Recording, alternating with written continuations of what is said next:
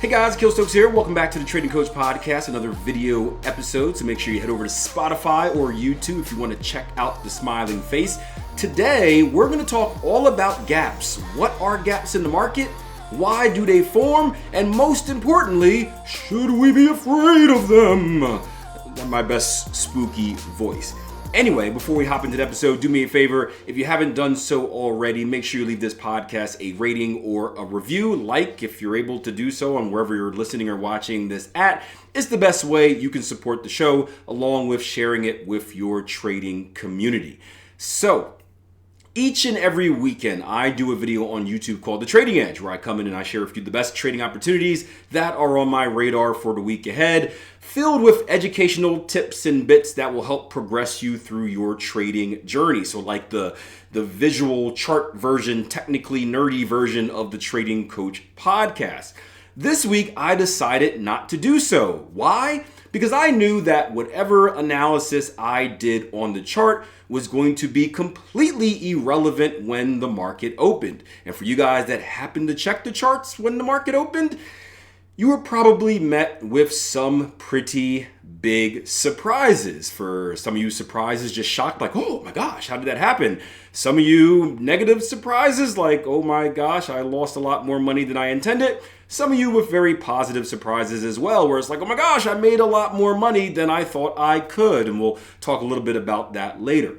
But the reason that all this shock and awe, right, was happening is because we opened the markets with a big gap. Now, I had a trader reach out to me saying this was like the biggest gap in history. I wouldn't go that far. In my experience, I've seen some pretty big gaps. This was a large one. I think the euro dollar gap opened like 125 pips, but I remember a few bigger ones as well. So it's probably up there somewhere. I don't have a list of all the gaps, but it was bigger than a usual gap in the market. Now, why do I say usual gap in the market? Well, because gaps aren't unusual at all.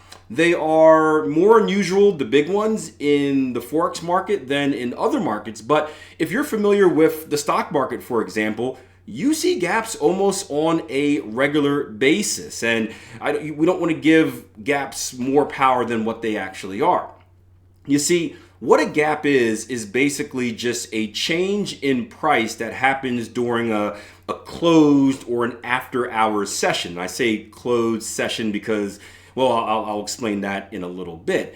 But it's basically, during an active session, price is always moving from one price point to another price point, either down or up. And we kind of see the natural change in price where it goes a penny up, a penny down, 5 pennies up, 5 pennies down, whatever it may be.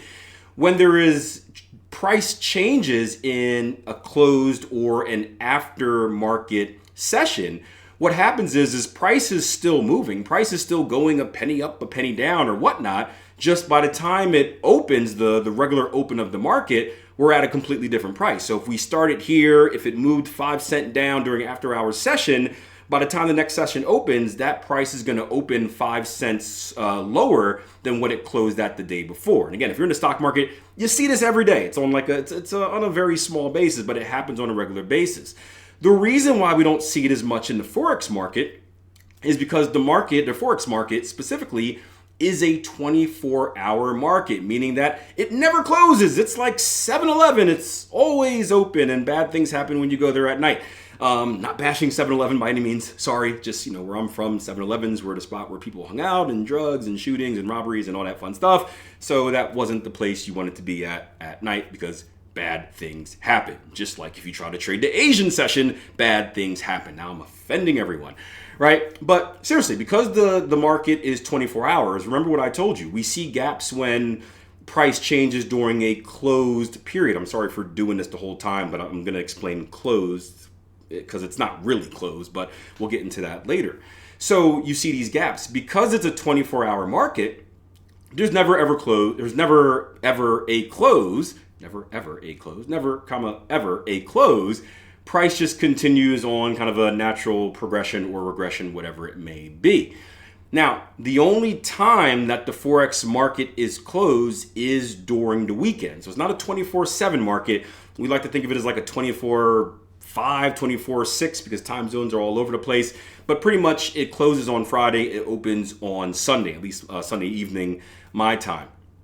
And that period of closeness is the only time where gaps can happen. Now, in most cases, gaps don't happen because people typically just don't trade on the weekends, right? That is kind of the universally known time off in the markets where you get away, you do some analysis, you refresh, you come back Monday, see what happened, and you get back to business. But just like in the stock market example, it is technically an after hour or non-trading time. So if price were to move during that period of closeness over the weekend, there is the potential that we see an opening price that is much different than the Friday closing price. Now, how can this be? How can markets move if they are closed? Well, markets actually aren't closed, just as there are after hours trading in the stock market. So your traditional stock market closes, 4 o'clock, but trading still goes on after that. And depending on your broker or your level, you can either trade or not trade, or have access to trade or not have access to trade that time. The Forex market is very similar. It is actually a 24/7 market. People don't understand that, right? It's not 24/5. It is 24/5 for the retail trader. So you, we cannot trade during the weekend because your broker most likely does not allow it because your broker is closed. And remember, your broker is the one that handles the transactions. In order to trade the market, right? You're not just doing what Akil thought when I first learned about Forex, which means I'm carrying a duffel bag full of money to the airport and sitting in front of the currency exchange, kind of sliding bills back and forth. That is a real story. I knew nothing about Forex. I was a stock guy. It was strange to me. I was ready to commit what seemed like illegal acts, right? Anything for the dollar. And I'm glad I didn't have to do that because this was still not too far away from 9/11, and I have an Arabic last name or middle name. My beard is big, and I always get randomly selected at the airport, so it probably wouldn't be a good idea just carrying a lot of money through there as well. Dodged a bullet there. Whew. The things you think about on life where your life could have diverted one way and they end up going another way. Glad I did that YouTube search of what Forex trading actually is. But anyway, just because your broker who handles your transactions is closed, it doesn't mean that the market is closed. The market is actually open, and central banks, for example, can trade during the weekend. And central banks, those are the smart money, the big money, the ones that actually move the market. If they were to trade during the weekend and they were to push price to a certain level in a big way, well, hence why we would see the gap when the market opened. So now that we know what gaps are, the question is why? So why this weekend in compared to any other weekend, Akil? Well, this weekend there was something very specific happening, right? Let's go back to many Trading Coach podcast episodes ago where we started talking about what the lay of the land would be like once we got our new president, right? So way back in November, once we had, I think it was November or whatever it was, once Donald Trump was elected as president, we started doing many episodes talking about what that meant, and especially starting off the new year. And the biggest theme that we've been talking about is the uncertainty over monetary policy, right? We were in an interest rate cutting cycle here in the US, and then we stopped because we don't know what's going to happen next. And there's a lot of things that President Trump has done. You can debate that on your own. I try not to talk politics in here. But the biggest thing that affects the US economy and many other global economies out there, right, and this is what makes it super important, is the threat of potential tariffs, right? He implemented tariffs or changed tariffs when he's president the first time. The first thing he did when he came in, he said, hey, we're going to do this. China, we're going to do this. Mexico, we're going to do this. Japan, Canada, right? We're going to impose these tariffs. And the big debate was like, this was before he before he actually took office. The big debate was like, is this a threat because he's trying to stop like illegal drugs and immigrants and stuff like that? Or is this like a real thing he's going to do? Well, he put in a deadline, and that deadline was February 1st, or I guess maybe January 31st, February 1st, whatever it was. It was Saturday where he was going to do an executive order to sign these tariffs. And guess what happened on Saturday? They got signed. So what that means in a more general sense is that a high impact news event, something that affects not only the base currency but global currencies out there, a high impact news event happened on a weekend. And again, high impact news events are events that traditionally move the markets in a big way. They usually happen during active hours, and watch every first Friday or watch during like a CPI or PCE report, and you'll see the market kind of go crazy, right? Imagine that same reaction in the market, but over the weekend where we can't actually see it in our chart. So what we have to do as retail traders, we have to wait until the market opens on Sunday to see the movement that happened, and lo and behold, boom, you have a big gap. Now, I like to think of gaps as just like an invisible candle that doesn't exist, but that's why the gap occurred. I actually remember the first time I learned about gaps, I was actively trading, right? Live money. I shouldn't have been trading live money, but I was. And I was trading the euro dollar over the weekend, and I had this good trade. I think it was up like 50 pips going into the weekend, and I'm all excited. It was the best weekend of my life. I'm feeling good. I'm buying people drinks at the bar because I'm like, I got this winning trade. I'll cover it. And I remember I came back to the chart Sunday night to check, and price had gapped up. I was in a short position, so price had gapped up. And I'm like, okay, whatever. I have my stops at break even. Break even trade better than losing money. And then I was surprised, right? Another lesson learned. Put it just like the margin call lesson I learned. All my lessons were learned in like very like weird ways, where it's like, oh, I didn't know that can happen. I guess it could happen. Let's write this down, right? The school of hard knocks taught me most of the lessons. This is before I had mentorship and stuff. But I remember price had gapped up, and I was like, nonchalant, just, whatever, break even trade, it happens, better than a loss.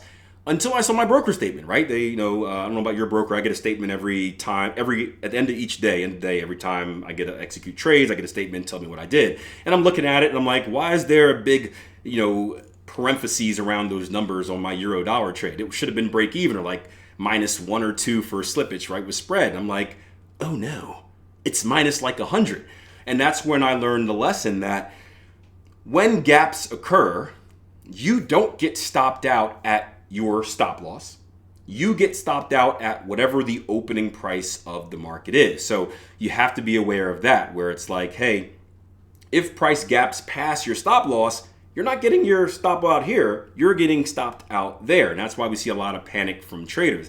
That's also why we see a lot of people that are really, really, really scared of gaps, because as human beings, we tend to look at the worst case scenario instead of the best case scenario. Let's keep this in mind, right? I got a lot of emails today. Every time something crazy happens in the market, I got to explain why.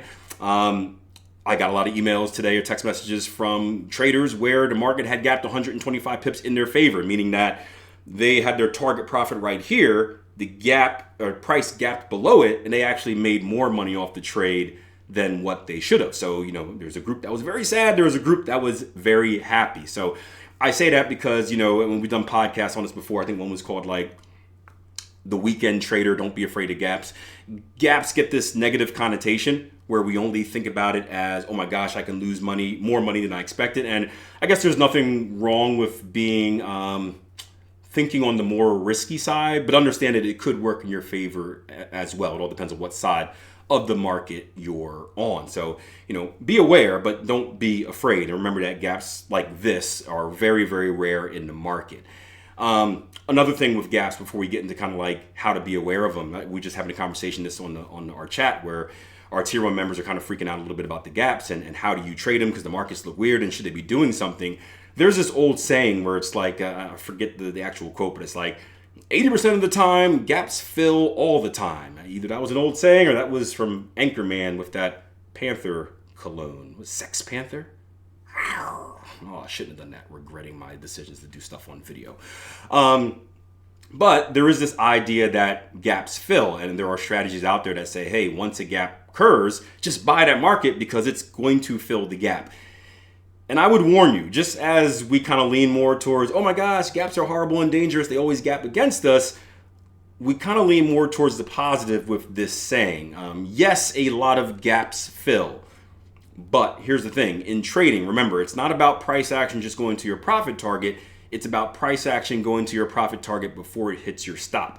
So although that gap may fill, what you would need to test is make sure it doesn't go down more first and stop you out before it gets filled, because it may fill 80% of the time, all the time, but if you're stopped out before it fills, it doesn't really do you any favors as a trader. So I've never done research. I've never gone back, nor will I, and look at every single gap and get data on how it fills. You can run a program to do that, or find someone that's willing to work if you're that interested. I am not, because again, gaps aren't that prevalent in the Forex market. But that is something to keep in mind before you start going out there and seeing all the people talk about, oh, the gap filled, and I've made this much off this gap fill strategy. Because if there's anything we know about the internet, it likes to take the hot topic and run with it, whether it's true or false. Now, how do we prepare against gaps? Well, one, you don't. We never know when they're going to come, just like we never know when the market's going to do anything, right? So that doesn't change. But we can be aware, and this is why we want to prep ourselves, not just on the chart, but fundamentally as well, right? I always tell you, I'm a technical trader through and through, but I do pay attention to fundamentals, mostly for safety reasons. I want to know when I should be away from the markets. For example, first Fridays of the month at 8:30, away from the market, right? Interest rate and monetary policy days, like we saw this past week where we had 3 of them, away from the market. I want to back away. I want to eat my popcorn and just watch what happens as everyone screams and panics. I have no interest in being involved. We can prepare for gaps the same way, because remember what I told you, most gaps are formed by high impact news events. Now, there are natural disasters that happen. You can't do anything about that, just like you can't do anything about that in real life. If a big earthquake or tsunami happens over the weekend, it is what it is. You just got to eat it. That's part of trading. But most of the time, it is caused by tariff news like this that randomly happens on the weekend. Probably not, but this is a good example. But like presidential elections are a big one, where especially like overseas, or maybe like an Italian election or a German election, that the votes don't come in or aren't sorted, or the announcement isn't made until the weekend, and now the market isn't open when people have a chance to react. But if you keep an eye on stuff like that, then you can make the decision to say, hey, I'm going to hold my trade over the weekend because there's nothing expected, or hey, there is something that may shake the markets over the weekend and I don't want to be a part of a potential gap. And when you do that, the safety is this: if there is a big gap that goes against you, you're out of the market, you're not going to lose money. If there is no gap and the market kind of goes business as usual, just enter again on the open, and maybe you lost a few pips due to slippage or whatnot, but you're still in that bigger trade that you want it to be. So hope that answers the questions about gaps. If you have any more questions about gaps, or really anything else trading wise, this is what the podcast is for. Type it below in the comment section. Like before you leave, subscribe if you haven't already, rate and review to show me love and make me smile. And I'll see you guys next time. Until then, plan your trade, trade your plan. Take care.